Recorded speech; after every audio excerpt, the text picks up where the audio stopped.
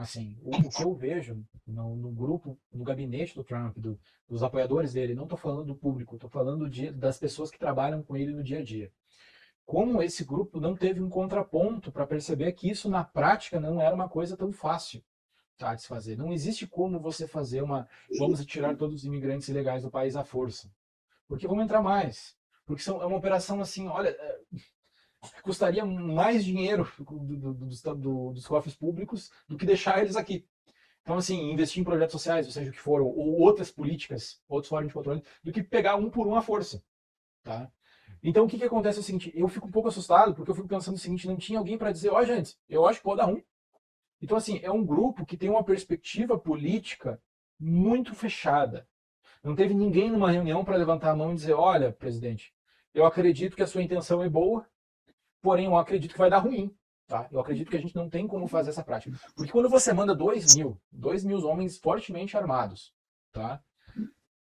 Para uma cidade, tá? Para pegar imigrantes, para pegar pessoas com base em estereótipo, mostrando armas, vindo de carros, isso é um cenário de guerra. Tá? É quase como se a gente tivesse num cenário, por exemplo, que nem o Walking Dead, e a gente tivesse que decidir de uma vez quem foi morto por zumbi para a população não morrer.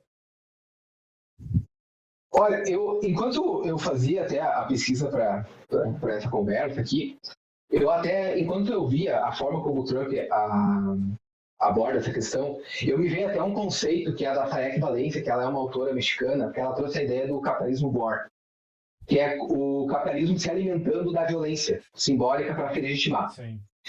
E o Gore vem, né, da questão do gênero de terror extremamente violento e gráfico, e que ele usaria essa violência com muita intensidade. E nesse livro, ela vai fazer uma referência que são zonas de sacrifício. Esse livro é bem anterior a essa crise migratória, então ela não falou sobre a crise migratória. Essas zonas de sacrifício seriam regiões em que a violência aparece de forma mais descarada. E o exemplo que ela deu são as zonas de fronteira, porque ali estão regiões mesmo que são a violência. Me parece que o Trump trouxe essa violência para dentro dos Estados Unidos, internalizou essa violência. E ele está tentando dar potência a essa violência para intimidar mesmo. Ó, mata mesmo se tu não obedecer.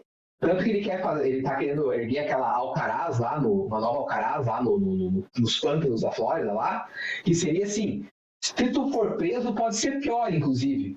Se tu der a sorte ainda de ser abordado e mandado embora, vai ser uma sorte tua.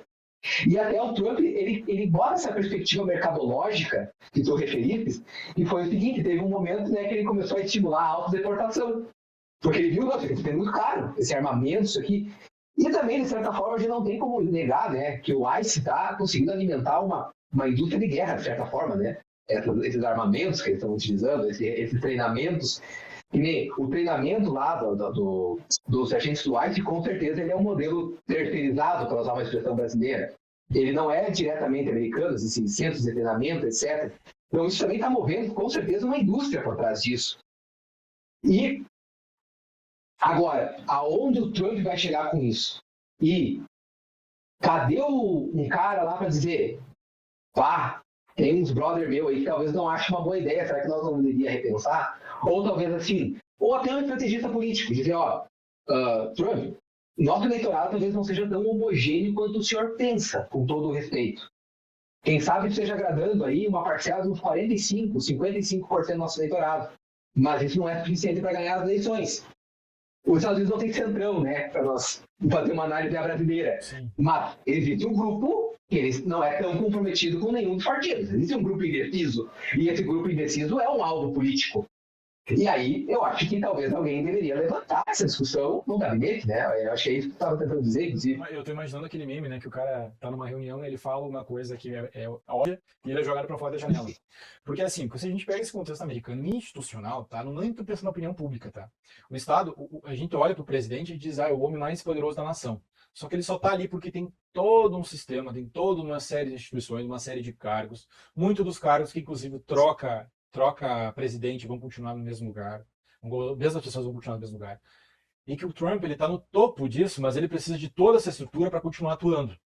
E o que eu estou vendo do Trump na política, tanto internacional quanto na política nacional, é que ele está querendo pisar em várias pessoas que têm um poder institucional muito grande. Tá? A questão da Venezuela, ali, quando ele marcou um gol, foi uma vitória para ele, foi uma vitória para o dólar, foi uma vitória para os Estados Unidos, tá? A questão da Venezuela. Então, quando ele foi para o microfone abrir a boca e testar os nervos do resto do mundo, porque eu não acredito que ele fosse tomar nenhuma atitude pragmática, eu não declararia daquela maneira se ele fosse tomar uma atitude. Mas ele estava testando até onde ele podia falar, até onde, como é que seria a reação do resto do mundo.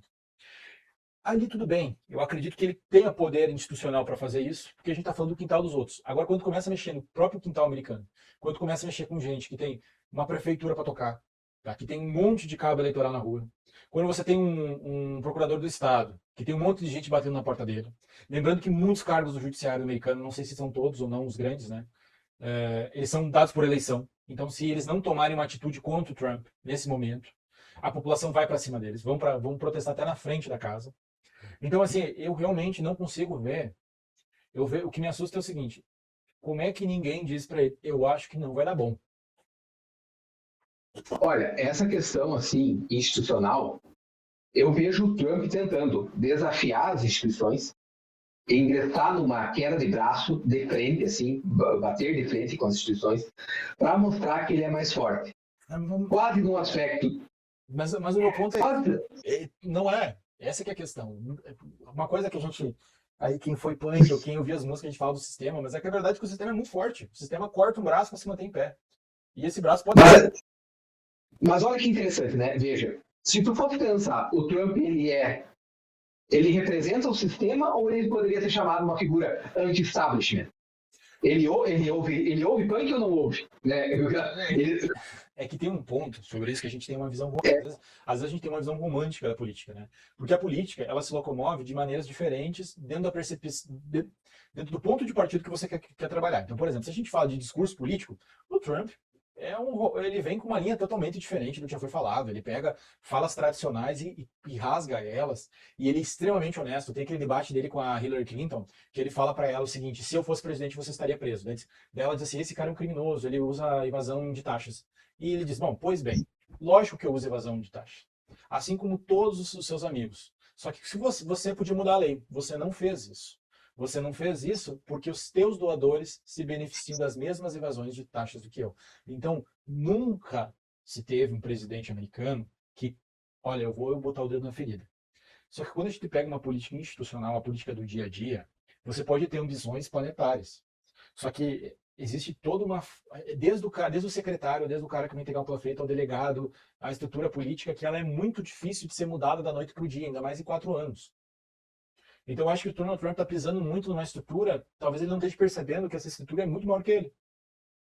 E, de certa forma, essa é uma estrutura que, digamos assim, banca ele. É também, porque assim, por exemplo, ele concordou com a Hillary que essa evasão de divisas, ela é criminosa.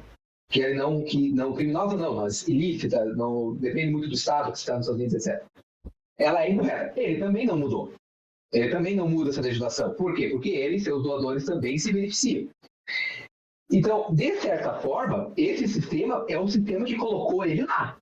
É o sistema que colocou ele como o homem mais poderoso do mundo. Agora, ele lançou um desafio. Esse sistema talvez não tenha lançado o desafio ainda, mas talvez ele esteja indo rumo a isso. Vocês vão ter coragem daqui? Esse sistema que me colocou o Vitira, acho que é uma possibilidade. Na verdade,